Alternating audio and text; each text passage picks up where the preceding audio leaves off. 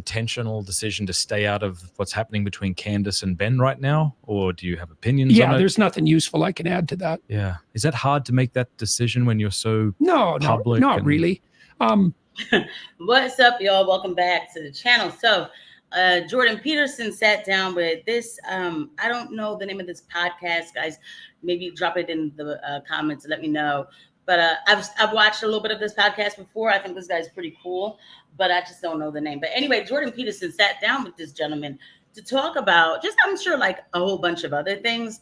But of course, the Daily Wire drama did come up. Now, if you guys remember that, Candace Owens was working for the Daily Wire. Candace Owens was saying that she's not going to be controlled, that there's certain things she can't talk about, and that's a fact. Like, people know this, that there's certain things that you can't say, or there's certain things that you have to play up, such as the Ben Shapiro's favorite country. That's what we'll say, because of course with this episode on YouTube, I don't like saying certain things too much. You know what I mean? Anywho, Candace Owens was it almost felt like she was going rogue for a little bit. There was a lot going on Twitter. Next thing we knew, Candace was fired, and then she was silenced with a gag order. So, of course, people want to know how the other members of the Daily Wire feel, and maybe is their job on the line? Like, do they have to toe a line or anything? So Jordan Peterson was asked this question, and let's see, how he answers, or basically what he has to say about that situation. It'll sort itself out. There's nothing in it. There's nothing that I can add to it that would be the least bit useful. Yeah, that's good. There's no point in adding to the clamor at all. And that takes. Yeah, the Daily Wire deal, first of all, it was very generous. It was a very generous financial offer, and ridiculously so. And so that was good. Good. It's nice not to be alone. So, saying the quiet part out loud. Basically, look, this is my paycheck, and why should I get involved? I have nothing to do with this. I hear this confusion about freedom of speech. I'm over here in Canada, and you know what? Why should I get involved? And you know what? To an extent, of course, I'm not mad at him. I mean, I'm not. By the way, guys, if you guys like the videos that you're watching, please don't forget to hit the like button. Don't forget to hit the subscribe button and the notification bell. It does help out a ton. Thank you. Now, Jordan Peterson, again, he makes a very good point. He's like, why, I'm generously paid, and it's nice not to be alone. Exactly. Like, being an independent creator, it is a lot. Everything comes on your back. You have to make your own appointments or whatever. So, figuring out your own product, your own brand. And I mean, there's nothing wrong with that. I particularly think that's actually more freeing. But at the same time, let's keep it real. There's a lot of money. I mean, he said it was very generous. I mean, look at his blazer, I think it's pretty cool. I like it. I love the way it looks. And it looks like it is worth a ton. Yeah. And it's good to have some support staff. And they're very good. They're very professional. And excellent editing teams. They film a lot lot of your presentations. Yep. Yeah. So you've got that now forever. That's absolutely. Wonderful. Yeah. Absolutely. No, and they're a lot of fun. It's a very entrepreneurial organization. It's in its growth phase, and so it doesn't have that stultification when a corporation, an enterprise, reaches its maturity and starts to decline, it gets all ossified, and there's rules for everything. You can't do this and you can't do that. You have to get permission. It's like, I hate that. And so when I go to Jeremy, the CEO, for example, or the producers, and I say, well, I got this wild idea. Mm-hmm. They say, okay. Like the Exodus seminar. I mean, what a preposterous thing for them to bet on. It cost them like $1 million. Wow. They're going to bring 9 people together to talk for 34 hours about Moses. So, and again, he makes a good point, right? So how do I explain this? I believe for Candace Owens, when you live in America, things are just a little different. We tend to look at things differently. We're supposed to anyway. We're a little bit more indignant about this First Amendment because we have it. The world, if you hear about it, right, like it's crazy because I was listening to people speak, with the death of the Iranian president, and the people from Iran were like, well, our constitution says this. And then like I hear people in other countries and they'll say like our constitution, this, our constitution, that. And I'm like, wait a minute, other countries have constitutions, but it is like this false democracy that's actually, crusaded around the world. They say it's American democracy. That's not what it is. It is a delusion of democracy. Our Constitution is the real deal Holyfield. It really is.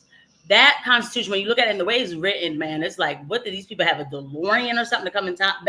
You know what I mean? To go to the future and figure out what was going to happen, what was going to go wrong, and how they should write this.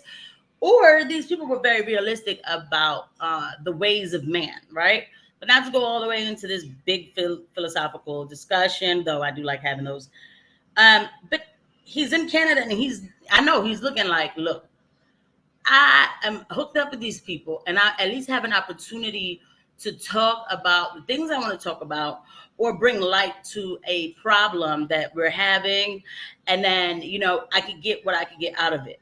Saying anything about Israel, like, I'll just go with it. I feel the same way. He might, it's a small thing to him. And again, I don't fault him for it. My only issue with Jordan Peterson, well, I'll say that at the end. Who's going to bet on that? Well, originally it was only supposed to be 17 hours. And so we went and did the seminar, and it was clear that to take the time necessary, we weren't going to get through the whole thing. They doubled the time. They doubled the budget with like no trouble, no paperwork. They took the risk. Yeah. And they do that all the time. They take risks all the time. Good. And so, and I'm fond of the conservatives because the center has been loosed from our culture, and someone needs to put the stake back in the ground. Also, a massive thanks to. That is a very good point that he makes, except for me right now, I don't think it is the quote conservatives that are doing it. That's not me coming at the empire of the Daily Wire, right? Like, shout out to everybody who can figure out this system and get, their point across, or, basically just have a business, right? Yeah, I think it's great. I'm an American. Like, I feel like, get as much of the American dream that you can get. But the problem is, though, for our country, the thing is, you have to understand, we were sold this mission, though, by the Daily Wire about freedom of speech, and we're fighting the left. And so now we're starting to find out a bunch of different things about some of these people who spearhead the conservative pundit movement. And that's why I find myself talking about them more. I hold them more to account because, they talk about CNN and everything. And it's like, well, we're doing the same thing over here. So everybody's the same. It just depends on what they're the same for. And also, it's like this indignation over the Daily Wire, over a nation, again, that is not here in America, but there should be more indignation about what happened to our college campuses towards Americans. Can you imagine that? And I'm not saying that the Daily Wire had funding in college campuses, but look at the switch out in college campuses and how fast it happened. Don't pay attention to the protests. I'm talking about the internal things, like switching out the presidents, and now they have certain rules where they can't say certain things on the college campuses. Therefore, certain debates, like the Palestinian-Israel debate, it can't happen anymore on college campuses, because now they can lose their funding if they speak about a certain thing, because they took on that definition of anti-Semitism, right? So if you look at it, it's been like, okay, so y'all took that ideology or that thought or that topic off of the books. So why can't you do it with classes that say whiteness is bad? Why can't you do it with classes that go directly against the American system? The American system, the American values, our real American values, not the ones that the establishment fights for. So that's why I just feel like, I don't want to say betrayed, but it was just like a little bit of an eye opener, like, okay, okay. Coming back to Jordan Peterson, and I think that's the point that I'm really making with Jordan Peterson, is like, when this whole thing started on October 7th, Jordan Peterson forgot how many. Jordan Peterson had a large Muslim following. You don't have to answer to your audience, but he was like, give them hell, Netanyahu, like, kill all the whatever. It came off, look, and the Muslims were very upset with him, and he lost a lot of following. He got letter after letter. Now, he didn't have to care.